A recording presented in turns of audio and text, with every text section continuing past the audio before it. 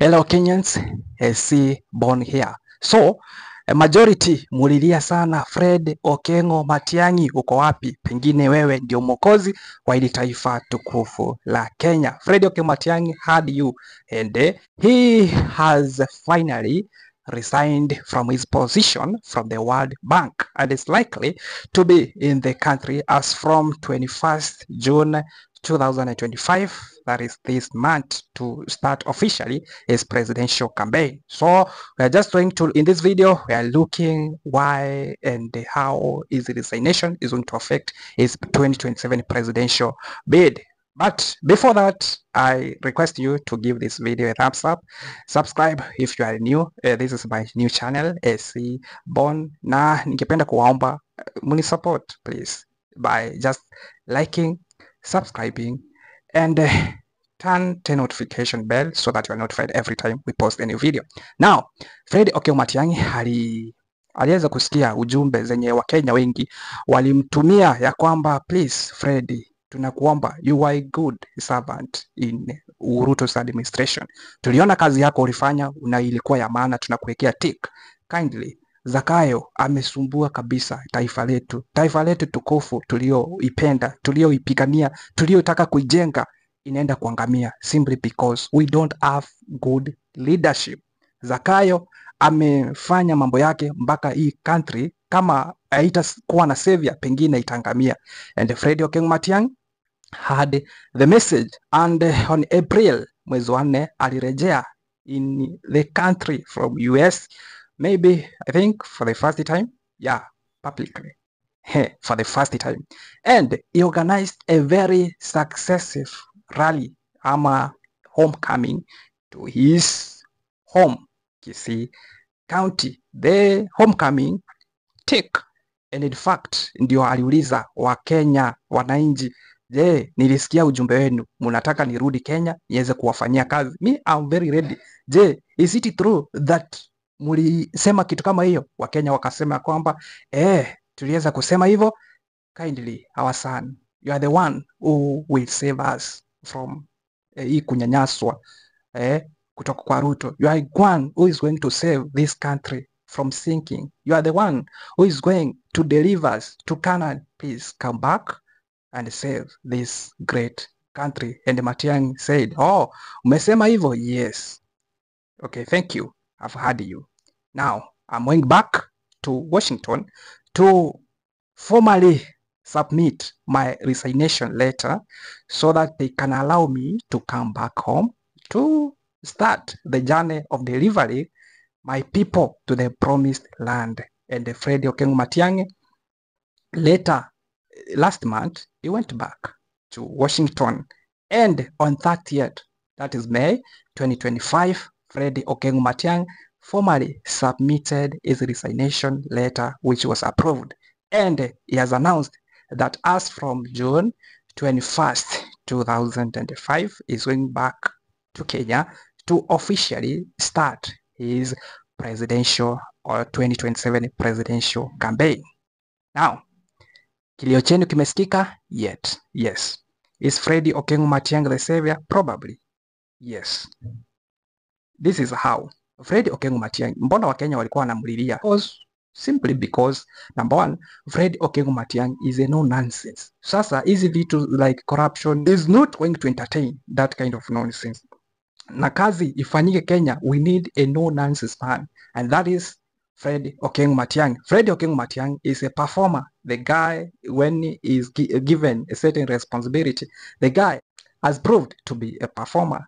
The former president Uhuru Muigai Kenyatta assigned Fred Okengo Matiang'i several tasks, which actually all the tasks the guy delivered, be it in the Ministry of ICT communication. The guy brought reforms in that ministry. He succeeded. He brought reforms. Remember the migration from analog to digital?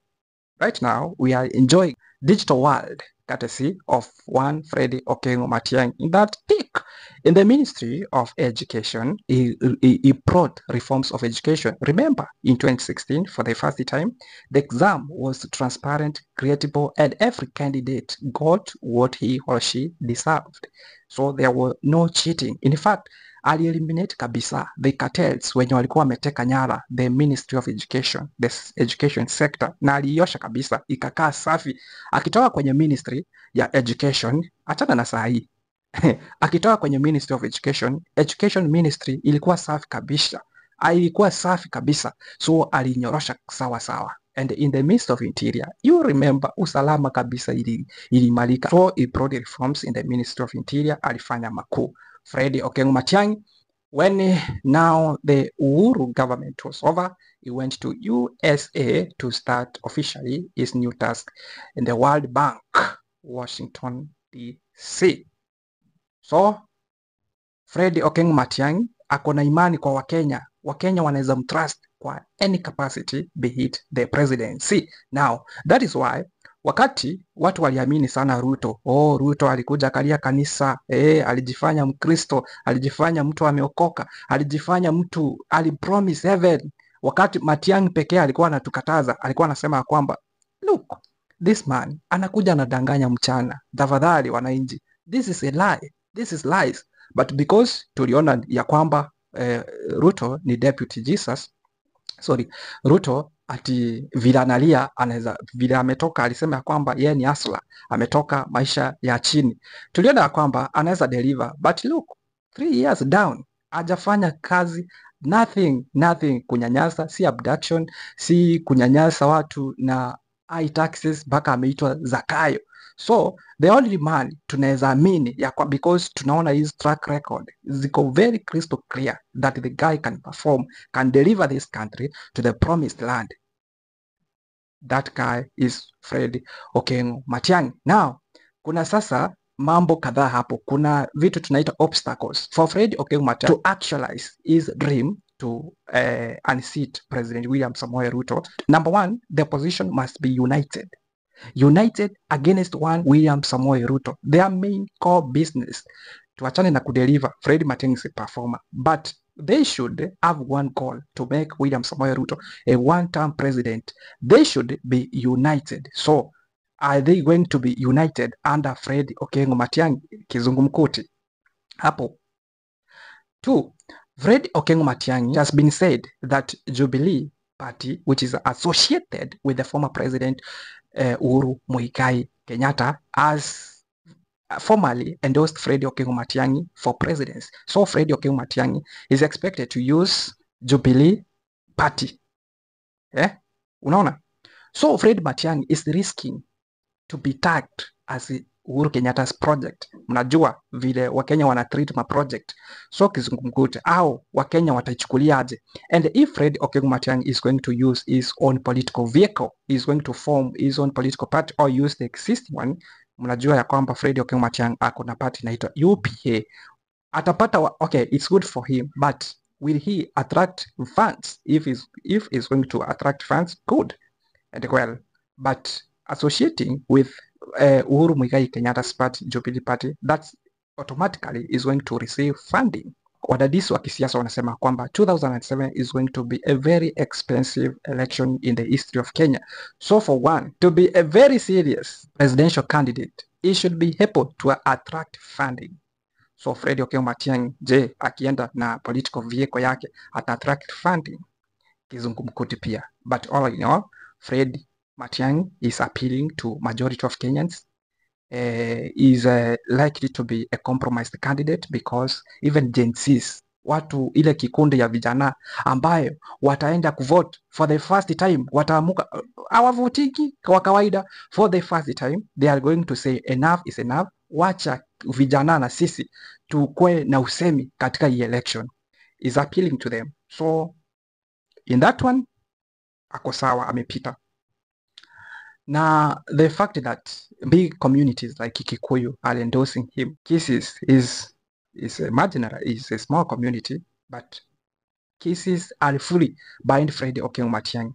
We have Kikuyu community, we have, and if the opposition is going to unite, now we have Kikuyu community, Kamba community, Kisii community, full Kisii and Nyamira community, Genesis, kundi la vijana. Mapema saa 2 Fred Okengo Matiang'i will be at State House akiunda serikali yake, akifanya ukarabati huku na huku, akiangalia mahali nchi iliangukia na aanze marekebisho. So we are just waiting to see how Fred Okengo Matiang'i is going to start officially his presidential campaign, na from there tutaweza mgauge vile matokeo itafanyika in 2027. Na mkumbuke the resignation of Fred Okengo Matiang'i from the World Bank, number one, is an indication that the guy is very serious with his 2027 presidential ambitions. Very serious. Na Wakenya walikuwa wanangojea hiyo. Hata mimi nilikuwa nangojea nione huyu jamaa sasa anasema ati ataingia katika kinyang'anyiro cha mwaka 2027 na aja resign na bado ako kazi. But the sooner amefanya hivyo, the more we take him serious with his 2027 presidential ambition. Number two, hiyo ina indicate ya kwamba, kumbuka Fred Matiang'i aliemploy a certain company to do some underground works, kuona ya kwamba kama anaweza kama presidential his presidential ambition in 2007 inaweza work, na kuresign kwake from the World Bank is a clear indication that the results were positive. So we are just waiting to see how things are going to unfold. So kufikia hapo, I don't know your views. If you have a divergent views, you can drop your comment in the comment section. If you can support my views also, you can also write down in the comment section. I have a question. Do you think Fred Okengo Matiang'i anaweza mtoa William Samoei Ruto? Na mnasikia William Samoei Ruto hajai shindwa. I don't know how the myth ama the theory ama whichever is going to work in 2007, but tunasikianga at William Ruto is a schemer, is a serious politician. In his entire political journey hajai shindwa. So is it going to be the first time that William Samoei Ruto ashindwe? Is it going to be in the history ya presidency ya wa Kenya?